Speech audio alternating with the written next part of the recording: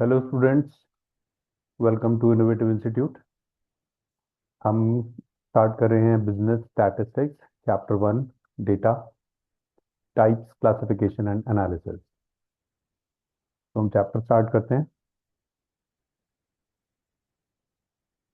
सबसे पहले देखते हैं स्टैटिस्टिक्स का इस्तेमाल हम किस तरह से करते हैं। स्टैटिस्टिक्स वर्ड का इस्तेमाल हम किस तरह से करते हैं। स्टैटिस्टिक्स को हम दो तरह से इस्तेमाल करते हैं, सिंगुलर सेंस में और प्लूरल सेंस में। जब हम सिंगुलर सेंस में यूज़ कर रहे हैं तो जैसे हम जब बोलते हैं कि मेरा एक सब्जेक्ट स्टैटिस्टिक्स है, तो हम सिंगुलर सेंस में जब हम इस्तेमाल करते हैं तो स्टैटिस्टिक्स का मतलब हो जाता है एक डिसिप्लिन, मेथोडोलॉजी, या फिर सिंपली बोले तो सब्जेक्ट। ठीक है। वहीं जब हम प्लूरल सेंस में इस्तेमाल करते हैं स्टैटिस्टिक्स का, जैसे अगर मैं बोल रहा हूँ कि इस एनालिसिस को करने के लिए मुझे बहुत सारे स्टैटिस्टिक्स की ज़रूरत है, तो हम स्टैटिस्टिक्स वर्ड का इस्तेमाल कर रहे हैं in the form of data. ठीक है, तो ये हो जाएगा हमारा स्टैटिस्टिक्स वर्ड का इस्तेमाल हम किस तरह से करते हैं। तो सिंगुलर सेंस में एज अ सब्जेक्ट, और जब हम प्लूरल सेंस में बात कर रहे हैं स्टैटिस्टिक्स के बारे में तो दैट इज डेटा और इंफॉर्मेशन। अब नेक्स्ट आते हैं हम कैरेक्टरिस्टिक्स क्या होते हैं, स्टैटिस्टिक्स के फीचर्स क्या होते हैं। सबसे पहली चीज, स्टैटिस्टिक्स एक सिंगल नंबर को नहीं बोलते, एक कलेक्शन ऑफ नंबर्स को हम स्टैटिस्टिक्स बोलते हैं। अगर मेरे पास एक सिंगल नंबर है तो मैं उसे स्टैटिस्टिक्स नहीं बोलूंगा, तो एग्रीगेट ऑफ फैक्ट्स।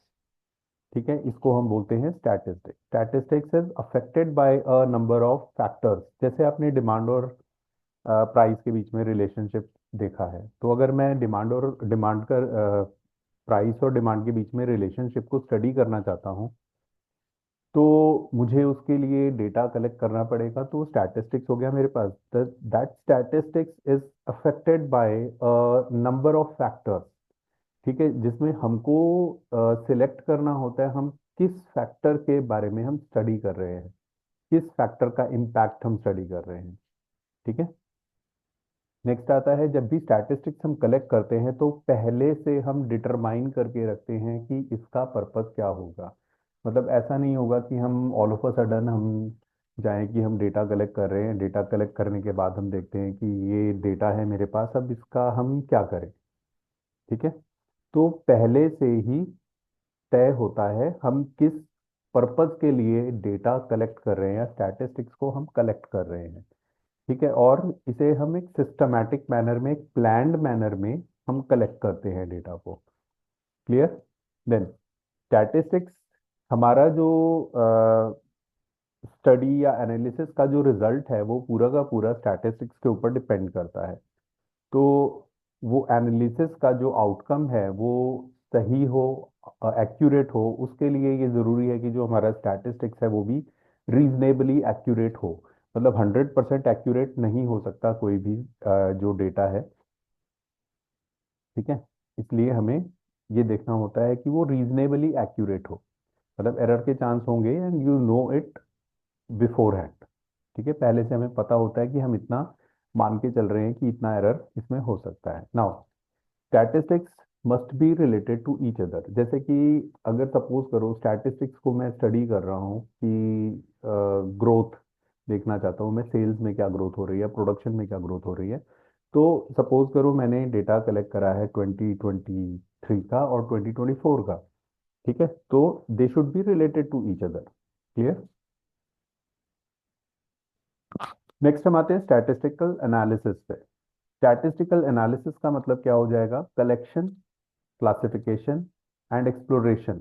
ठीक है, और उसके बाद प्रेजेंटेशन ऑफ द डेटा। ठीक है, मतलब स्टैटिस्टिकल एनालिसिस के अंदर क्या आता है, आप जब डेटा कलेक्ट कर रहे हो उसको क्लासिफाई करते हो, अलग अलग क्लासेस में उसे क्लासिफाई करते हो। ठीक है, देन उसके बाद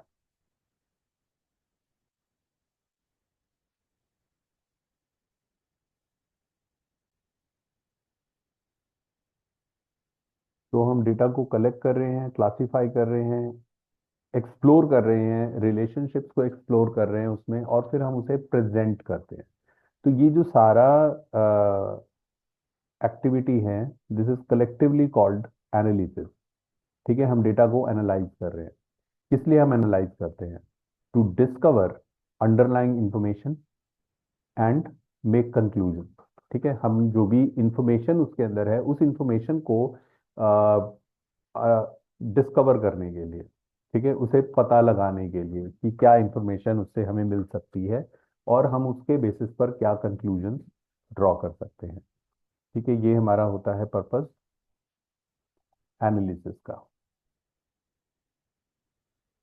अब एनालिसिस में आता है आपका पहला डिस्क्रिप्टिव एनालिसिस। डिस्क्रिप्टिव एनालिसिस में क्या करते हैं हम? Descriptive analysis is a set of method to bring out and highlight the hidden characteristics and information present in a set of numerical data। जो भी डेटा आपने कलेक्ट करा है उसके अंदर क्या इंफॉर्मेशन छुपी हुई है, उस इंफॉर्मेशन को उजागर करने के लिए, हाईलाइट करने के लिए जो हम मेथड्स का इस्तेमाल करते हैं वो सारे किस में आते हैं? डिस्क्रिप्टिव एनालिसिस के अंदर।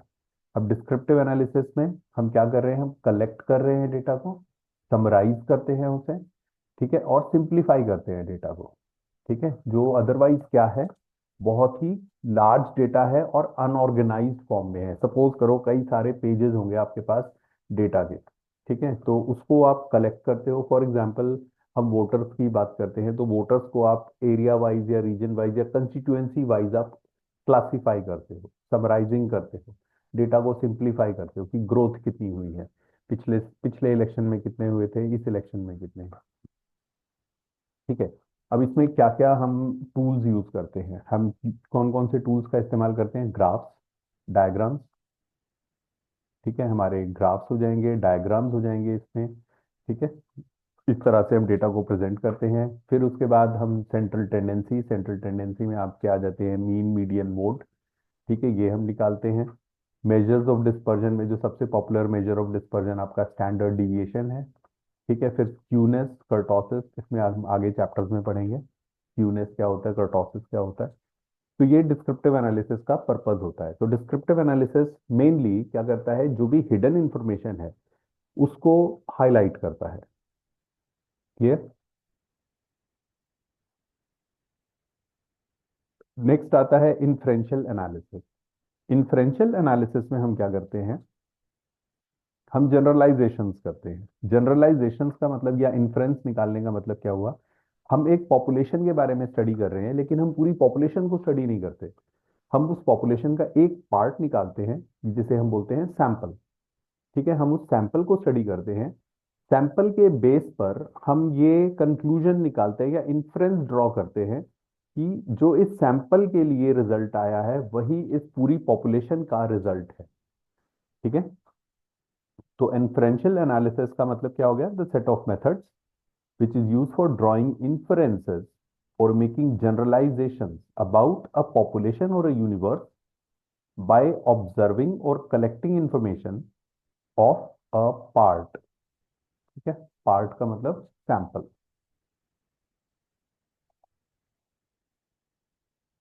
अब इंफरेंशियल एनालिसिस के टूल्स क्या है? Sampling, sampling distribution, hypothesis testing, correlation, regression, ये सारा आपका इंफरेंशियल एनालिसिस में आता है। ठीक है, तो हमने स्टैटिस्टिकल एनालिसिस देख लिया। स्टैटिस्टिकल एनालिसिस में क्या आता है हमारा? अ, जो भी हम डेटा कलेक्ट करते हैं, क्लासिफाई करते हैं, उसको प्रेजेंट करते हैं, उसके बेसिस पे जो कंक्लूजन्स ड्रॉ करते हैं, ठीक है, वो सारा हमारा स्टैटिस्टिकल एनालिसिस के अंदर आता है। तो स्टैटिस्टिकल एनालिसिस के हमारे पास दो मेथड्स हैं। एक है आपका डिस्क्रिप्टिव एनालिसिस जो एक हिडन इंफॉर्मेशन जो उस डेटा के अंदर है उसको हाईलाइट करने के लिए इस्तेमाल किया जाता है। दूसरा इन्फरेंशियल एनालिसिस है। इन्फरेंशियल एनालिसिस हम तब इस्तेमाल करते हैं जब मेरे पास बहुत बड़ी पॉपुलेशन है और मेरे लिए पॉसिबल नहीं है उस पूरी पॉपुलेशन को स्टडी करना, तो मैं उसका एक पार्ट यानी सैंपल को स्टडी करता हूँ और उस सैंपल के बेसिस पे जो कंक्लूजन मुझे निकलता है, मेरे पास आता है, जो रिजल्ट मेरे पास आता है, वो मैं मान लेता हूँ कि उस पूरी पॉपुलेशन का रिजल्ट है या उस पॉपुलेशन के लिए ट्रू है। क्लियर?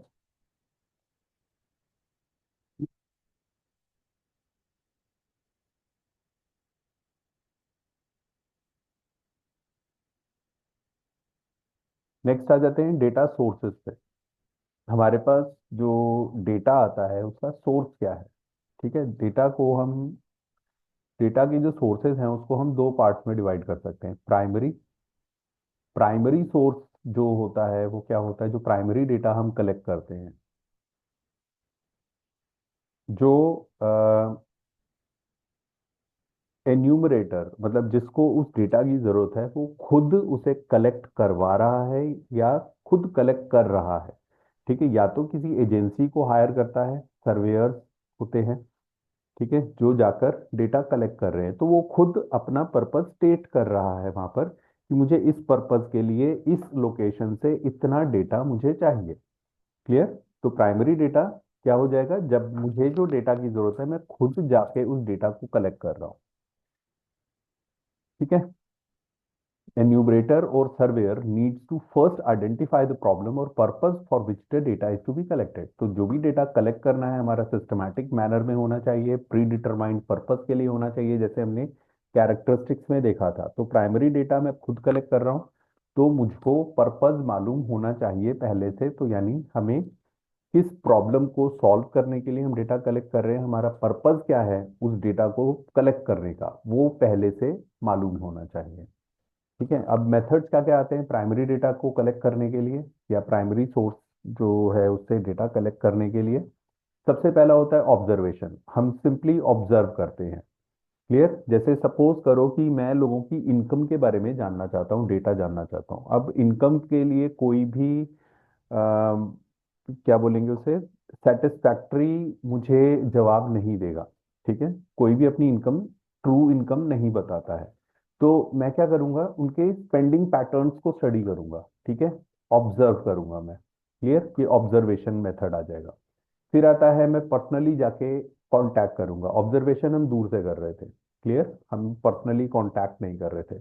इंटरव्यू में हम पर्सनली जाके कांटेक्ट करते हैं, उनसे क्वेश्चन पुटअप करते हैं, वो जो आंसर देते हैं उन आंसर को हम रिकॉर्ड करते हैं। ठीक है। अब तीसरा और चौथा, क्वेश्चनेयर और शेड्यूल, ये दोनों ही जो मेथड हैं they are what, a list of questions.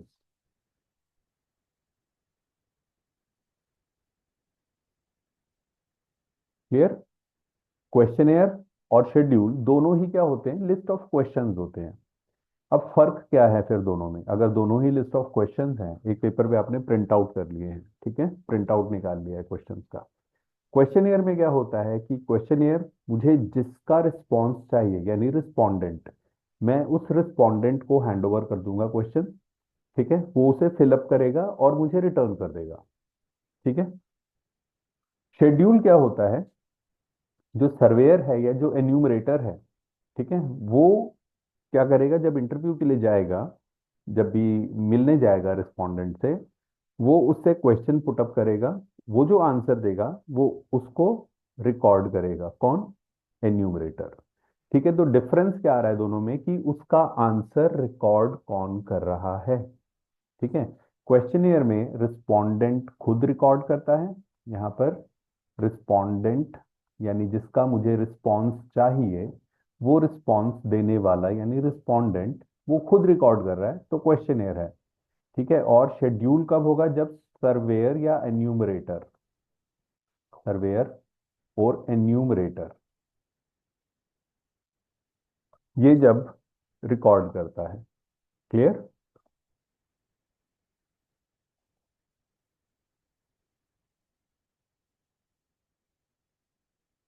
Next आ जाते हैं सेकेंडरी डेटा पे। ठीक है, हमने प्राइमरी डेटा देख लिया। प्राइमरी डेटा होता है जब मुझे जो डेटा चाहिए मैं खुद जाके कलेक्ट कर रहा हूं या खुद किसी से कलेक्ट करवा रहा हूं। सेकेंडरी डेटा में क्या होता है, किसी और एजेंसी ने पहले से डेटा कलेक्ट कर रखा है, जैसे गवर्नमेंट ने सेंसस का डेटा कलेक्ट कर रखा है। क्लियर? या प्रोडक्शन का डेटा कलेक्ट कर रखा है, पॉपुलेशन का जो डेटा है वो कलेक्ट कर रखा है। ठीक है, उस डेटा को मैं अपने लिए इस्तेमाल कर रहा हूँ। ठीक है, अब जो पर्सन इस डेटा को इस्तेमाल कर रहा है उसको पर्पस डिफाइन करने की जरूरत नहीं है, क्योंकि ऑलरेडी वो पर्पस जब डेटा कलेक्ट किया गया था तभी वो डिफाइन कर दिया गया था। क्लियर? किस पर्टिकुलर पर्पस के लिए वो डेटा कलेक्ट किया गया था वो पहले से डिटरमाइन किया गया था जिसने डेटा कलेक्ट करा था। तो प्राइमरी और सेकेंडरी में ये डिफरेंस आ जाता है। पहली चीज, कौन डेटा कलेक्ट कर रहा है।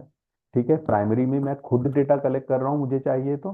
सेकेंडरी क्या होता है, मुझे डेटा चाहिए लेकिन मैं किसी और का इस्तेमाल, कलेक्ट किया हुआ डेटा इस्तेमाल कर रहा हूँ। क्लियर? प्राइमरी में मुझको पर्पस खुद को स्टेट करना होता है, अपना क्या पर्पस है मेरा डेटा कलेक्ट करने का। सेकेंडरी में मुझे वो पर्पस एक्सप्लिसिटली स्टेट करने की जरूरत नहीं है। ठीक है, तो जिस एजेंसी ने ये डेटा कलेक्ट करा था उसने खुद ने अपना पर्पस स्टेट कर दिया था। अब मेथड्स क्या होते हैं? पब्लिश्ड डेटा होता है। पब्लिश्ड डेटा मतलब जैसे गवर्नमेंट एजेंसीज अपना डेटा पब्लिश करती हैं, प्राइवेट कंपनीज जो है अपना डेटा पब्लिश करती हैं अपनी वेबसाइट्स पे, जैसे वो फाइनेंशियल स्टेटमेंट्स डालती हैं, तो वो डेटा ही है। क्लियर? तो वो डेटा जो पब्लिश्ड है, जो पब्लिक डोमेन में अवेलेबल है। दूसरा होता है अनपब्लिश्ड सोर्सेज। अनपब्लिश्ड सोर्सेज हो जाएंगे जैसे कि अगर एक कंपनी जो है अपने एम्प्लॉयज का डेटा मेंटेन करती है, वो पब्लिश नहीं करती उसको, ठीक है, तो वो अनपब्लिश्ड सोर्सेज हो जाएंगे। ठीक है, you can access them by taking specific permission. ठीक है, अगर आपको वो स्टडी करना है पर्टिकुलर वो चीज़ को, तो आप उसको ऑर्गेनाइजेशन को कांटेक्ट करके उस डेटा को यूज़ करने की परमिशन ले सकते हो, उनसे वो डेटा हासिल कर सकते हो।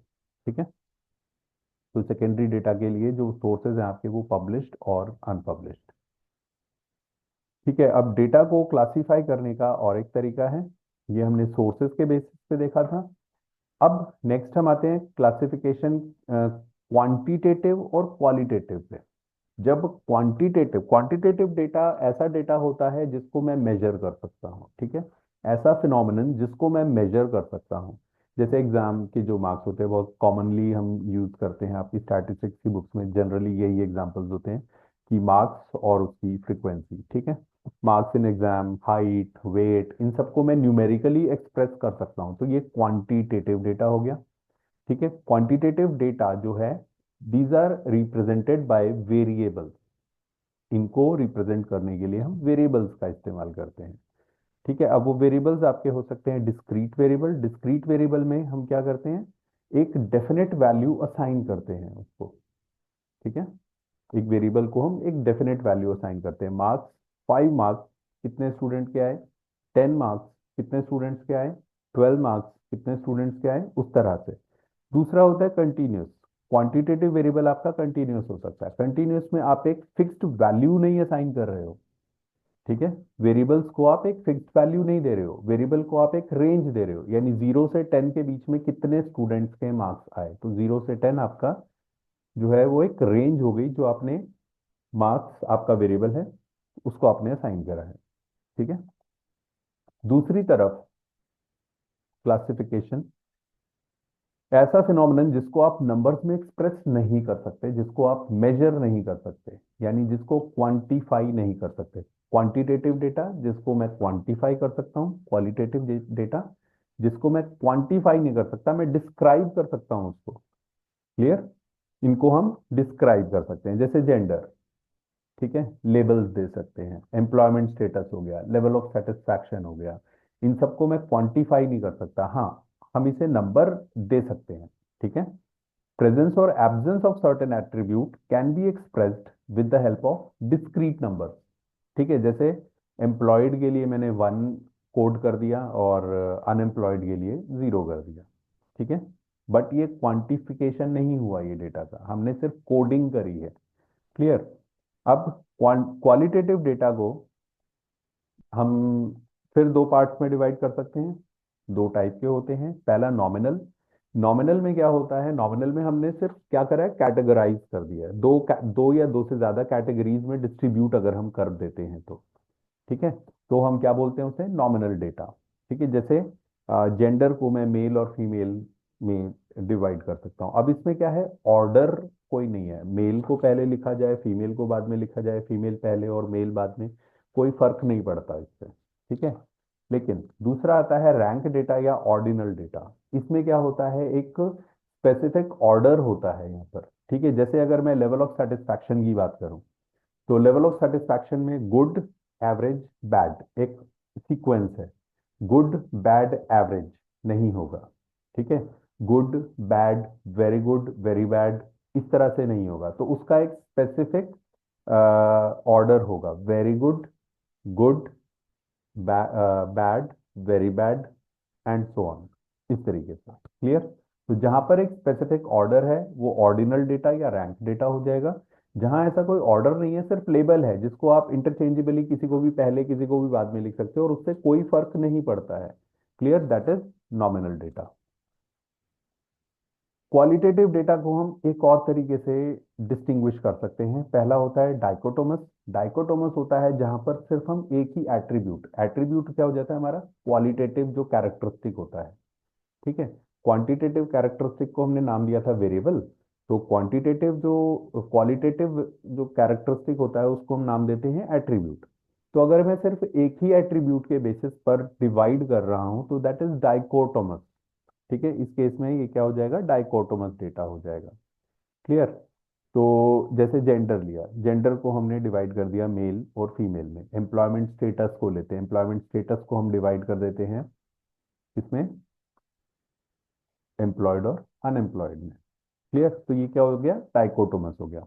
दूसरी तरफ मैनीफोल्ड डेटा, जहां पर मैं एक से ज्यादा एट्रीब्यूट का इस्तेमाल कर रहा हूँ, वेरिएबल नहीं बोलेंगे उसे, एट्रीब्यूट बोलेंगे, ठीक है। तो जहां एक से ज्यादा एट्रीब्यूट का मैं इस्तेमाल कर रहा हूँ वहां हो जाएगा वो क्या, मैनीफोल्ड। क्योंकि अगर आप इसे देखोगे, जेंडर और एम्प्लॉयमेंट स्टेटस हमने दोनों को एक साथ कंबाइन कर लिया, ठीक है। दो एट्रीब्यूट्स हम ले रहे हैं।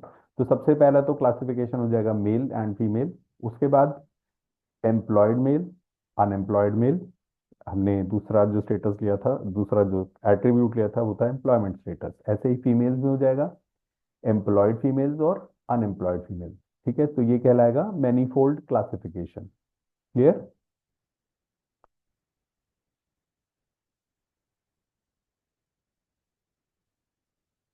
नेक्स्ट आता है जोग्राफिकल क्लासिफिकेशन ऑफ डेटा।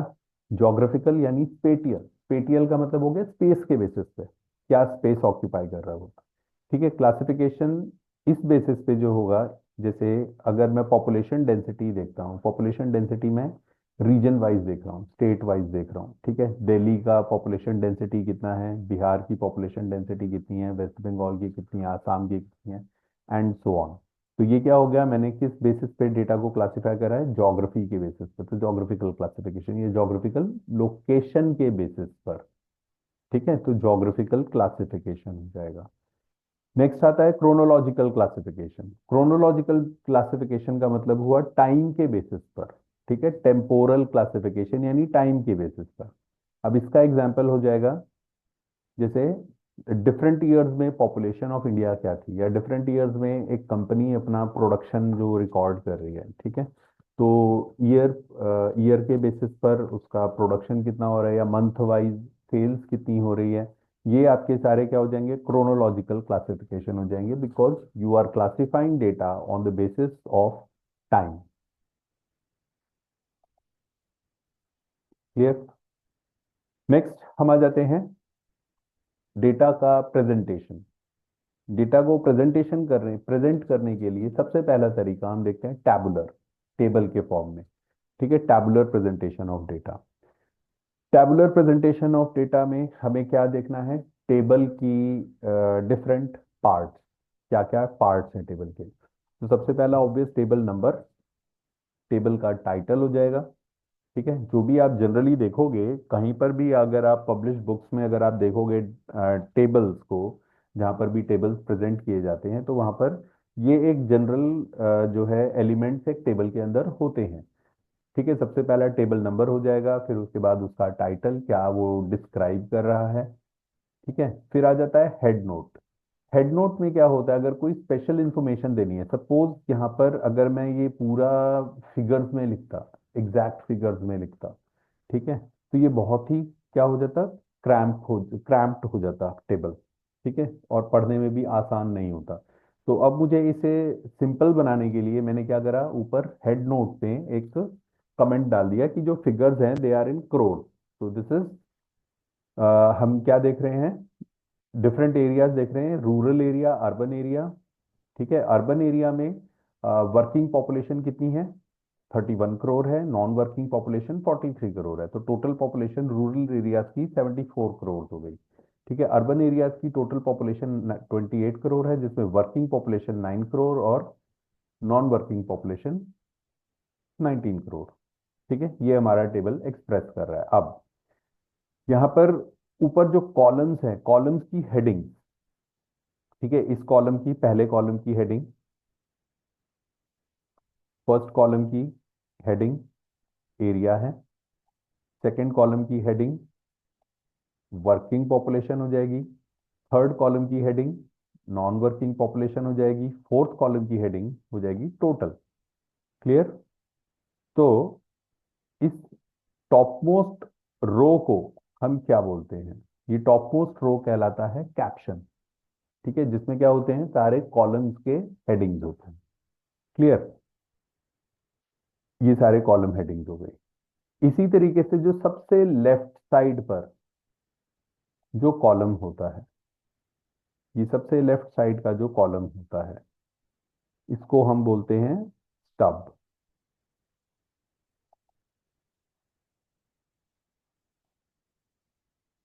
ठीक है, इसे हम कहते हैं स्टब। इस स्टब के अंदर क्या आ जाता है, इस रो की हेडिंग्स आ जाती हैं।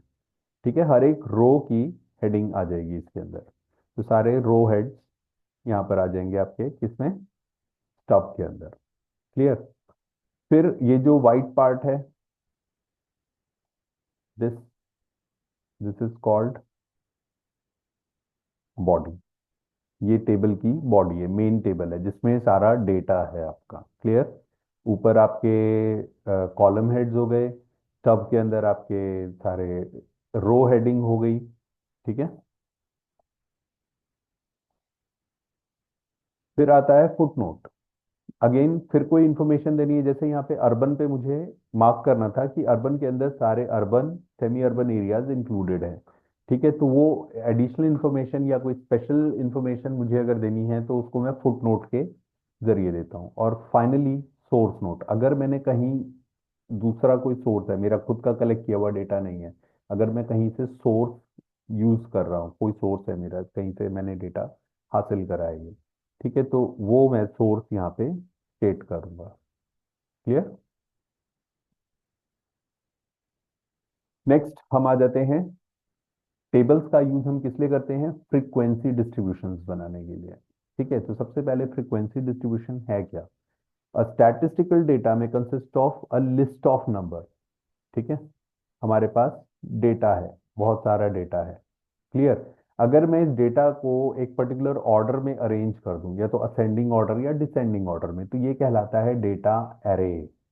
ठीक है, ये डेटा एरे कहलाएगा। अब इसमें क्या होता है, अमंग दीज नंबर्स फ्यू में बी रिपीटेड ट्वाइस और मोर। ठीक है, कुछ नंबर्स, जैसे अगर इस डेटा एरे के अंदर, ये डेटा एरे है आपका, इस डेटा एरे के अंदर दो दो बार रिपीट हो रहा है, 17 थ्री बार रिपीट हो रहा है, 35 एक ही बार आ रहा है, 56 चार बार आ रहा है। ठीक है, तो कितनी बार ये रिपीट हो रहा है, that is called the frequency. ठीक है, तो जहां पर भी मैं 2 लिखूंगा तो उसके आगे ये मेरा डेटा है, सपोज करो ये मार्क्स है, उसके आगे मैं इसकी फ्रीक्वेंसी लिखता हूँ। फ्रीक्वेंसी मतलब ये मेरे डेटा में कितनी बार अकर हो रहा है, कितनी बार अपीयर हो रहा है। तो 2 बार अपीयर हुआ है, 17 3 बार अपीयर हुआ है, एंड सो ऑन। क्लियर? तो the frequencies of variables in a data are listed in a table. तो जो हमने टेबल देखा पहले, तो उसी तरह से टेबल बनाया जाता है। टेबल में हम इसको लिस्ट करते हैं डेटा को, और उसके साथ उसकी फ्रीक्वेंसी को। इसको हम बोलते हैं फ्रीक्वेंसी डिस्ट्रीब्यूशन और फ्रीक्वेंसी डिस्ट्रीब्यूशन टेबल। ठीक है,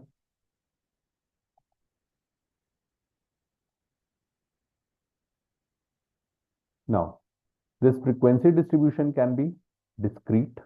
डिस्क्रीट में क्या होता है, एक वेरिएबल की जो जो वैल्यूज हैं वो सारी वैल्यूज हम लिस्ट आउट कर देते हैं along with their frequency.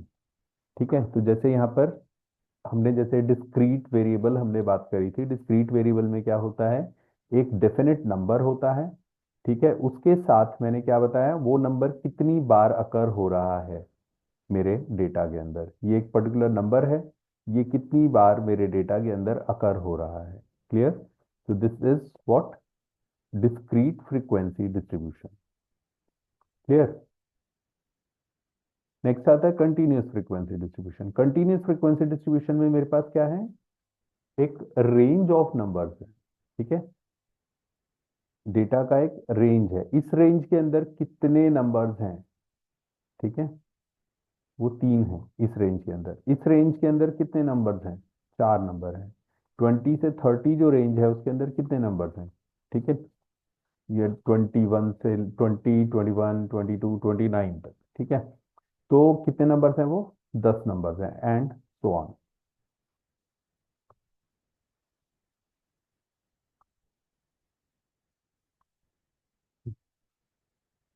Next हम देखते हैं आगे, कंटिन्यूस फ्रीक्वेंसी डिस्ट्रीब्यूशन के ही अलग अलग जो टर्म्स हम इस्तेमाल करते हैं। ठीक है, क्लास इंटरवल सबसे पहला, तो जो हमने देखा था पीछे 0 to 10, 10 to 20 एटसेट्रा, उसको हम क्या बोलते हैं? क्लास या क्लास इंटरवल। ठीक है, अब ये क्लासेस में ऑर्गेनाइज करने के हमारे पास दो तरीके हैं। एक है एक्सक्लूसिव मेथड। एक्सक्लूसिव मेथड क्या होते हैं आपके? 0 to 10, 10 to 20। इसमें आप देखोगे इसे हम बोलते हैं लोअर लिमिट, और ये कहलाती है अपर लिमिट।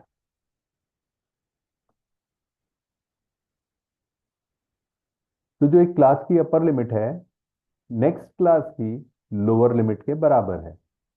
एक क्लास की अपर लिमिट उसकी नेक्स्ट क्लास की लोअर लिमिट के बराबर है। ये एक्सक्लूसिव मेथड होता है। अब इसमें होता क्या है?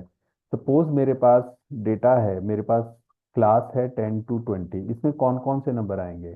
10 आ जाएगा, 11 आ जाएगा, 12 आ जाएगा, 13 आ जाएगा, 14 आ जाएगा, या 12.5, 12.7, 13.2, एट्सेट्रा एट्सेट्रा, इस तरह के सारे नंबर अप टू 19।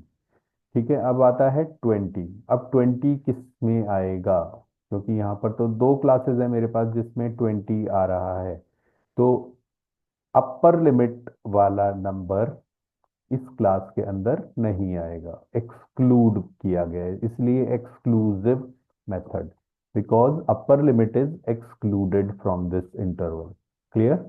तो 19 तक नंबर आएंगे, 10 से लेकर 19 तक सारे नंबर इसमें आ जाएंगे, 19.99 तक सारे नंबर आ जाएंगे किस क्लास के अंदर? इस क्लास के अंदर।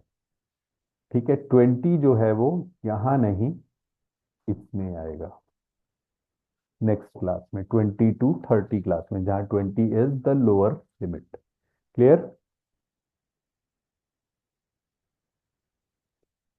दूसरी होती है inclusive classes, inclusive method. Inclusive method में क्या होता है? ये आप क्लास देख रहे हो 0 to 9, अगली क्लास की जो लोअर लिमिट है वो पिछली क्लास के अपर लिमिट के बराबर नहीं है, उसमें गैप है। क्लियर? इसमें गैप है, जनरली ये 1 का गैप होता है। ठीक है, इसको हम बोलते हैं व्हाट? Inclusive method. ठीक है, अब कितने क्लास इंटरवल्स हमारे डेटा के अंदर होने चाहिए? ठीक है, इसके लिए भी एक रूल है। क्या रूल है? कितनी क्लासेस होनी चाहिए? उसके लिए मुझे ये देखना है मेरे पास डेटा कितना है। N is the total number of observation. कितनी ऑब्जर्वेशन है मेरे पास? 100 है, 200 है, 500 है, तो उसको मुझे इस फॉर्मूला में पुट करना है। ये के जो है यहाँ पर, दिस के gives the number of classes, कि कितनी क्लासेस इस डेटा के होनी चाहिए, कितनी क्लासेस में ये डेटा डिवाइड होना चाहिए। क्लियर? तो इसके लिए हमारे पास क्या है? स्टर्जेस रूल।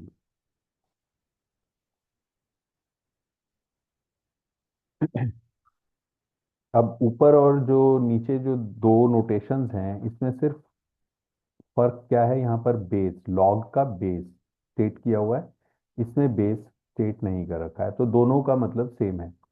ठीक है, जनरली हम बेस को स्टेट नहीं करते हैं, बेस को हम शो नहीं करते हैं, यहाँ पर लिखते नहीं है। ठीक है, नेक्स्ट क्लास लिमिट्स, ये हमने देख लिया था, lower limit, upper limit. Class boundary. Class boundary क्या होती है? Class boundary is the true limit of a class interval. ठीक है,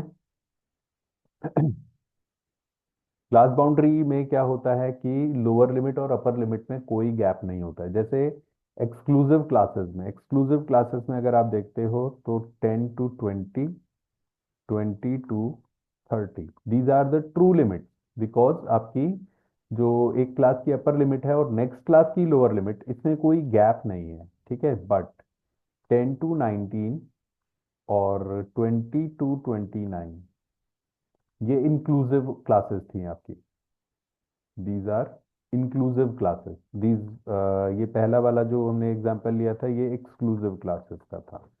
तो इंक्लूसिव क्लासेस में क्या होता है, क्लास की अपर लिमिट और नेक्स्ट क्लास की लोअर लिमिट में गैप है, ठीक है।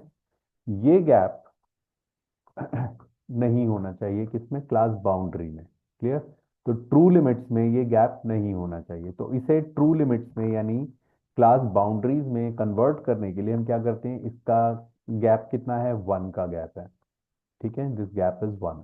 उसका हाफ ले लेते हैं, इसका हाफ कितना आता है, 0.5। तो लोअर लिमिट में से 0.5 को माइनस करना है और अपर लिमिट में 0.5 को प्लस करना है। तो ये क्लास आपकी ट्रू क्लास बन जाएगी 9.5 से लेकर 19.5, नेक्स्ट 19.5 से लेकर 29.5। Now this is what, true limit, these are the true limit, clear. और इनको हम क्या बोलते हैं, क्लास बाउंड्री, ठीक है। तो what does it mark, it marks where one class end and the next begin without any gap.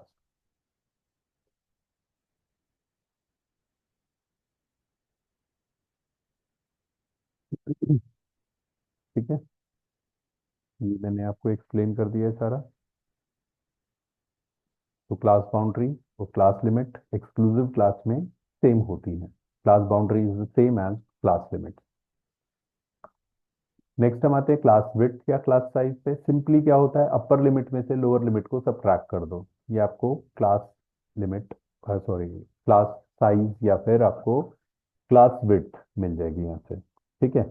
Next आती है क्लास फ्रीक्वेंसी, जो भी सिंपली जो भी उस क्लास की फ्रीक्वेंसी है, कितनी बार जो नंबर है वो उस रेंज के अंदर लाई कर रहा है, उसको हम उसकी क्लास फ्रीक्वेंसी बोलते हैं।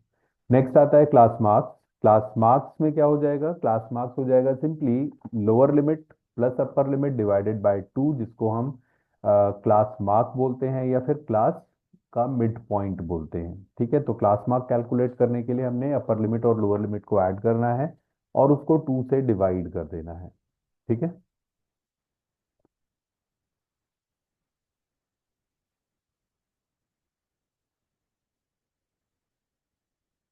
नेक्स्ट आती हैं open ended classes. Open ended classes में क्या होता है कि जहां पर लोअर लिमिट या सॉरी लोअर जो सबसे क्लास होती है, एक क्लास इंटरवल है जिसकी लोअर लिमिट या तो डिफाइंड नहीं है या फिर अपर लिमिट डिफाइंड नहीं है, ठीक है, स्पेसिफाई नहीं करी गई है, उनको हम ओपन एंडेड क्लासेस बोलते हैं। जैसे यहाँ पर पहली जो क्लास देखोगे, ठीक है, और ये जो लास्ट क्लास है, इसमें क्या है, आपको लेस देन 10 बताया गया है, बट यहाँ पर क्या है आपके पास, लोअर लिमिट स्पेसिफाई नहीं करी गई है, ठीक है। लेकिन जो डेटा हमारा चल रहा है वो यूनिफॉर्मली 10 का गैप चल रहा है, तो मैं सेफली यहाँ पे अज्यूम कर लेता हूँ कि 0 से 10 होगा, बट यहाँ पर स्पेसिफाइड नहीं है वो, क्लियर। सो देयरफॉर, और यहाँ पर मोर देन 40 गिवन है, मोर देन 40 कितना हो सकता है, कुछ भी हो सकता है ना वो तो। बट यहाँ पर मैं अज्यूम कर सकता हूँ सेफली, बिकॉज सारी जो क्लास में गैप चल रहा है या जो क्लास साइज है वो 10 है, तो इसका भी क्लास साइज 10 अगर मैं मान लूँ, तो ये क्लास बन जाएगी 40 to 50, ठीक है।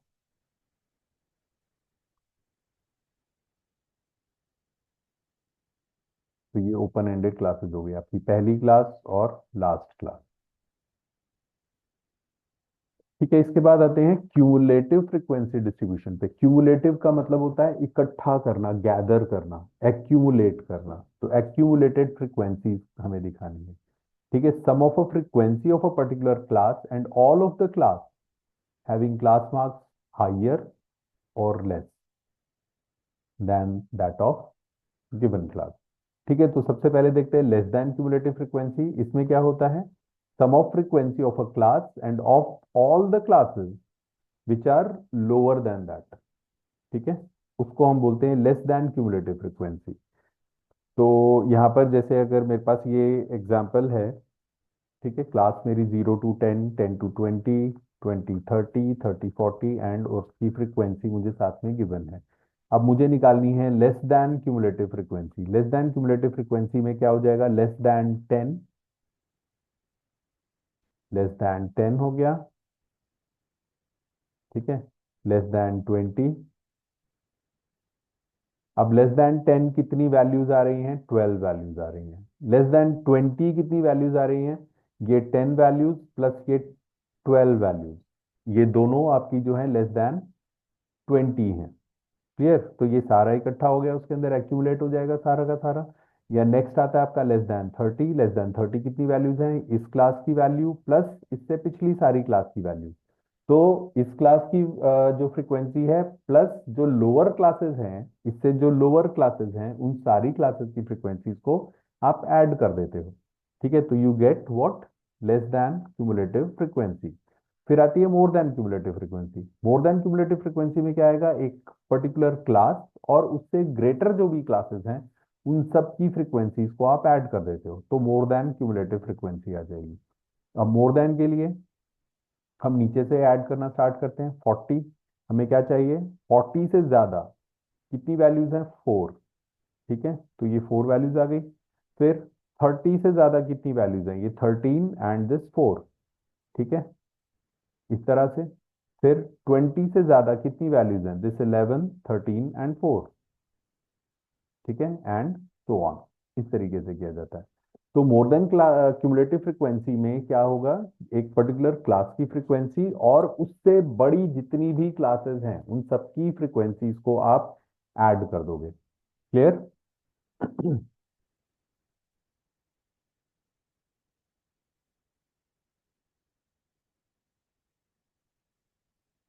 नेक्स्ट आ जाता है रिलेटिव फ्रीक्वेंसी। रिलेटिव फ्रीक्वेंसी निकालने के लिए हमें क्या करना होता है, रिलेटिव फ्रीक्वेंसी निकालने के लिए सिंपली मेरे पास जो फ्रीक्वेंसी है उसको टोटल कितनी है हमारे पास फ्रीक्वेंसी, यानी टोटल नंबर ऑफ ऑब्जर्वेशन कितना है उससे डिवाइड कर देना है। ठीक है, तो हर एक क्लास की फ्रीक्वेंसी को मैं अगर टोटल नंबर ऑफ ऑब्जर्वेशन से डिवाइड कर देता हूं तो ये मेरे पास आ जाती है रिलेटिव फ्रीक्वेंसी। इसका यूज हम किस में करते हैं, प्रोबेबिलिटीज में करते हैं। प्रोबेबिलिटी में हम रिलेटिव फ्रीक्वेंसी का यूज करते हैं। क्लियर।